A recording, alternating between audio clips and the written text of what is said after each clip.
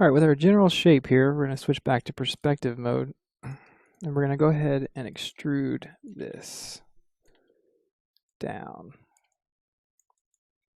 Oh, maybe sure. Sometimes if I keep preserve UVs on, it won't do it. So extrude that down again. So now I have my curve, and like I said, I'm not too worried about how kind of slanted this area is right here, just because I'm going to be removing that because that's going to be inside of the sign. So I just want this bottom curve and this top curve to look like they meet somewhat. So I have that extruded, and so now I want to make sure, I'm thinking, I looked at a lot of references of signs, and I saw how kind of the concept, if I bring that up for you here, let's see. Here, I looked at a lot of signs and saw how they kind of, sometimes they do different things depending on how it actually is made or constructed. But here I saw that it kind of has a little bit of like an edge here that's kind of extruded down within itself, and then it has the lights inside of it. And then also I noticed that it kind of had some joints every once in a while that you can see here where it kind of connects together. And then the other things I notice is that sometimes when it has an extrusion like that, like it goes inside, like it goes deeper within itself, it has like a casing on the outside to kind of like protect it. So I kind of added these two ideas together. So I'm going to have a casing around the outside, but I'm also going to extrude it within itself so that way it can have these lights inside of it. So as I'm moving on here, I'm going to go ahead and select these and make sure I get all the ones I want. Oh, excuse me. I can just select the edge, select the edge, or excuse me, I can select, it make it easier, I can select the faces. So I'm going to extrude that outward. And then with that, I'm going to go out like that, turn it down to 1. And so I have this extrusion on the outside. And then also I can select that edge now, as well as on the bottom, and extrude outward.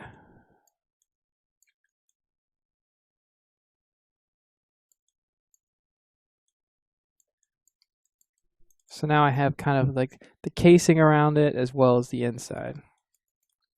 Now if I wanted to add a little bit more something to it so it has a really good silhouette, I can extrude this out again one more time to get a little bit of bulkiness so it reads well. So now that I have that built, it's looking pretty good. What I have there, the shape's going pretty well. I can go ahead and delete this area right here for right now, just so I can see what I'm doing as I'm going along. Because like I said, that part will be inside, so I'm not really too worried about that. So the next thing we're going to do is we're going to worry about these signs areas here.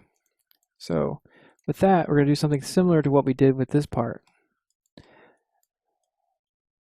And I won't be using normal maps or anything with this, so I'm going to kind of keep it as simple as possible in shapes. And that helps me because then I don't really need to use another normal map because it's pretty much defining the shape as is. And that's the kind of nice thing about this kind of sign design I constructed here, is that it's pretty simple within itself. So I'm going to grab those faces and I'm going to extrude them in.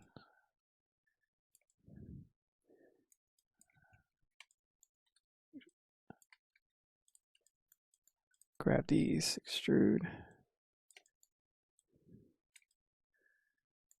Make sure that's down to 1.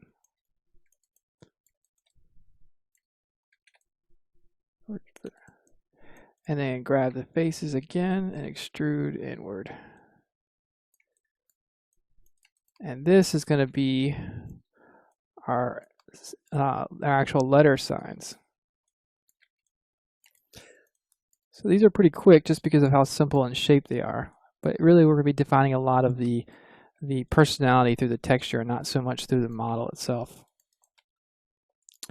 So we're going to use this shape again, and we're going to move it up here to the corner over here. And we're going to pull these verts down this way. And if you can't see, you can always switch to X-ray view, which is right here. And that'll help you so you can see what you're doing sometimes. when it gets behind other things, or you can move them out of the way, either way. I'm gonna pull this over here. Select these verts, pull that down here.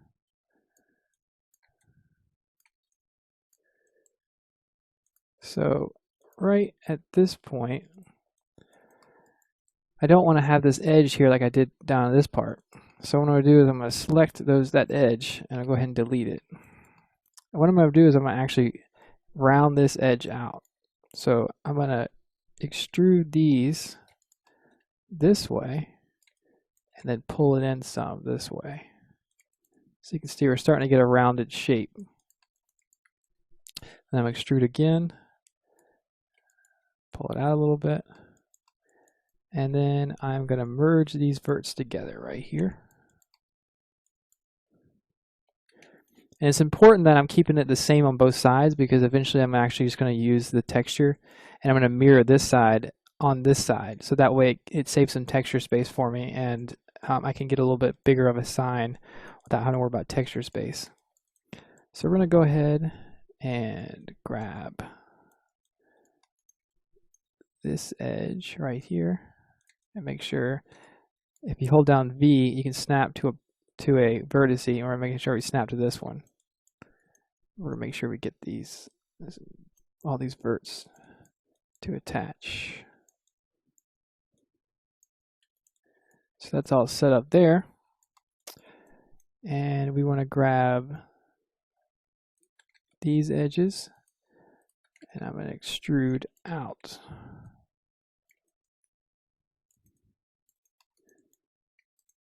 And then I'm going to go ahead and pin some polys in here and clean this up and fill this hole for myself.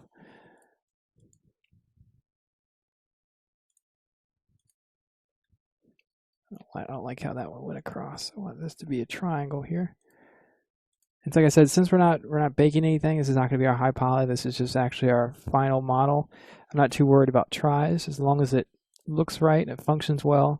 Tries are not a big deal because it's going to be triangulated in the game anyway as soon as you put it in engine. So as long as it looks like it works, all the better. And sometimes when you have extra tries, you can actually go ahead and get rid of them. So right here I have some extra points that I don't really necessarily need. That's not really helping me define any shapes. So I'm going to go ahead and get rid of those. And the same goes for these right here. As long as it doesn't define a shape, it's not really that necessary. So I'm going to go ahead and pull these verts up there. So that's parts right there is good. Make sure all these vertices are merged together. And I'm going to select all the verts except for those. Go ahead and grab this.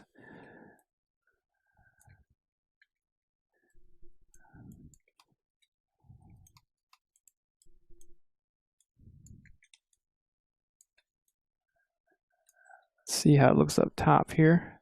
Let's do a top view real quick. Check to see how it looks. And we want to make sure this is kind of lining up the same position as that one.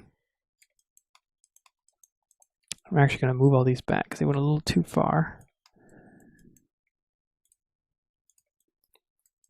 And I'm going to grab these edges and extrude outward.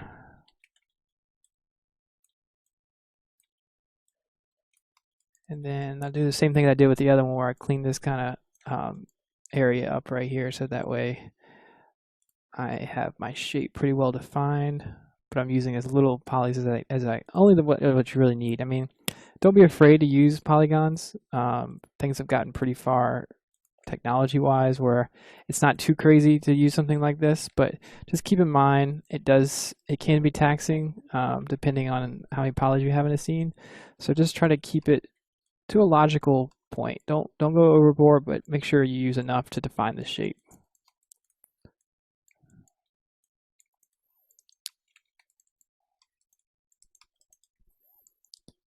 So it looks good there. So we have that all set up. I'm gonna go ahead and duplicate this. This is gonna be our sign up here.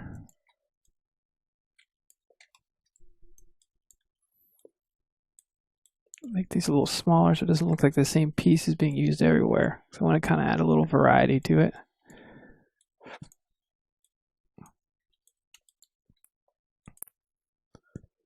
Let's do top perspective. This over here. This is a pretty basic shape, so we can also go ahead and grab these and make sure these are sunk inside of that. So it's looking pretty good so far. Next, we're going to go ahead and do the spaceship as well as some of these other parts that are kind of hanging out here.